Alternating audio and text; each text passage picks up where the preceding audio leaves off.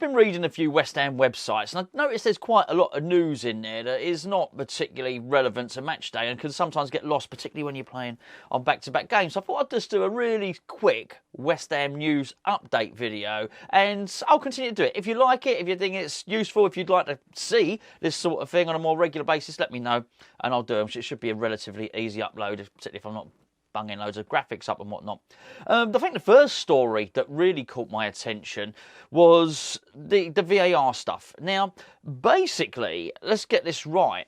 The PGMOL, which is the Professional Game Match Officials Limited, have basically accepted that the calls made by their members and their members of the referee. Basically, so this is the governing body in charge of the referees, not the FA, but just primarily the referees have basically said that their members got it wrong in the West Ham United game and the Newcastle United game. Basically, they've accepted culpability for it. Now, before you get excited, I don't think it means anything. I say it doesn't mean... It means they've accepted the blame, but we're not getting that game back. We're not getting the point back or anything like that. And probably more importantly, it begs the question of, if you're going to admit culpability, should there be retrospective action? We can't go and play the game. That's impossible. Logistically, it's an impossible thing to do. But if we agree, or if they agree, that the the VAR decision to disallow the goal was wrong, then surely, by association, you have to accept that Mendy was play acting on that. And if that's the case, then I do think that's where retrospective action should come into play. As I say, I was literally just reading it. It's come up on the BBC, and it said that the refereeing body will fully cooperate and collaborate with the Premier League in their request to review outcomes as an ongoing assessment of weekly performances. So basically, their weekly performance has been assessed. They got it wrong. Naughty boys, don't do it again. Not particularly useful to West Ham or in this case, Newcastle United on that. David Moyes was... I don't blame him for being annoyed. Let's get that right. I don't blame him for being annoyed, but bearing in mind that Declan Rice last season in the Frankfurt game was heavily critical of the referee and has had to serve a European suspension because of it. I was worried that Moyes might go too far. But, I mean, he called it scandalous. David Moyes said he was surprised. He said, something like, I don't know who's controlling the VAR, but the fact they called the referee over was scandalous. Scandalous, interesting word, because it hints at scandal. So, I mean, he stopped short of saying that it was corrupt. And for my own part, I'm not sure it's corrupt. I just think it's incompetence and rubbish. Do I think that all the referees got paid off and the linesmen, the VAR? No, I don't think they were all taking a bung. But it's a really bad look for them.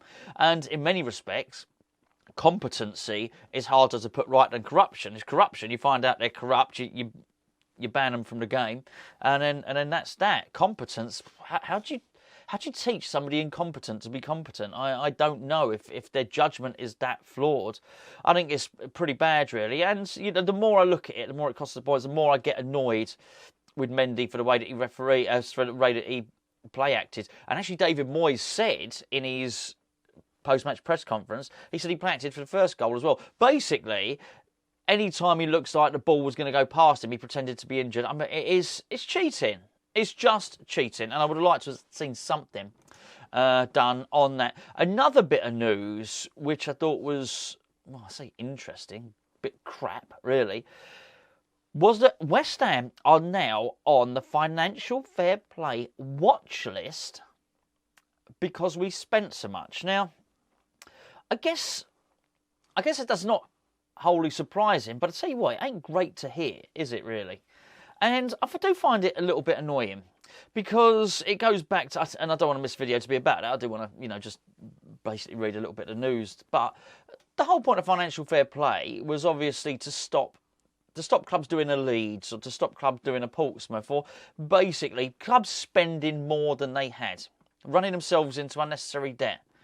I think we all know that West Ham's money that we've spent we've probably not run up a load of debt. We can probably afford it, right? We've got, regardless of what you think of Gold and Sullivan, they've probably got a couple of billion quid between them. Then we've got another owner there who's got, whatever, I don't know, £3-4 billion. There's a lot of money involved. Trip Smith's involved. He's got a lot of money. There's now the guy on the board from JP Morgan. We're cool. We're all right. We're not going to go bust. But it's the fact you go on and watch this. Oh, we're watching you now. And it smacks of, well, basically what Real Madrid did. When Real Madrid didn't get Kylian Mbappe, they basically turned around and tried to report Paris Saint-Germain. They did. They actually didn't try to. They did report Paris Saint-Germain to financial fair play. How come they can afford it? And I do think that there's a lot of big clubs who are there. So it's not just VAR that goes against us as a, whatever you want to call us, a medium-sized club or whatever, a club outside the Sky Sports top six, let's say. So it's not just a VAR where you feel a disadvantage to bigger clubs, but also with things like spending. You know, the moment another club pops up, you know, and tries to have a little bit of a spend up, you feel like the bigger clubs go, oh, watch them, you want to have a little word with them, want to watch them. I felt it was the same when they all spat their dummies out the pram when Leicester won the league title. You know, it ain't particularly good, is it? A couple of other little stories. Well, one of them really, and that is West Ham the safety certificate has gone in to expand the capacity of the stadium. Now, what is interesting with the stadium is, and I don't really know how they work this, how they've reconfigured it, because I went to the Olympics. The Olympics was great, right? But it was 90,000 seats in the Olympics, and there was a running track there. So bearing in mind we're covering the running track, we should by default have more seats. But anyway, I think we can go up to 67,000 seats in that stadium. And I think that's, well, why not, to be fair?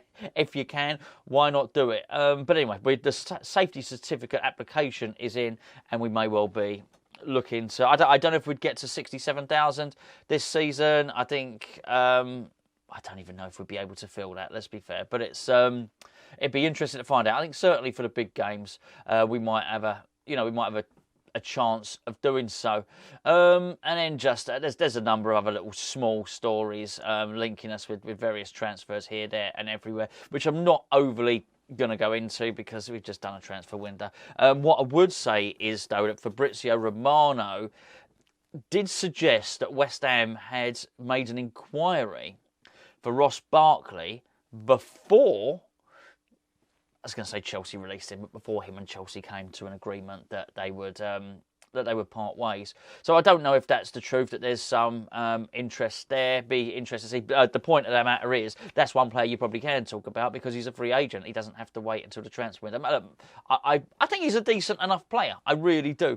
I certainly think he's better than some believe, and I certainly would be very, very surprised. He's not going to be somebody that's not going to have a club for very long. He's going to sign for somebody, because even if you don't think he's a top half Premier League player, there's going to be a lot of other clubs in the Premier League that would want him, clubs across Europe who would want him, or even, you know, I mean, he'd probably be one of the best players in the Championship. Bit of an insult, that, isn't it? Didn't mean to particularly insult him. Anyway, there you go. There's the news for today, the VAR one.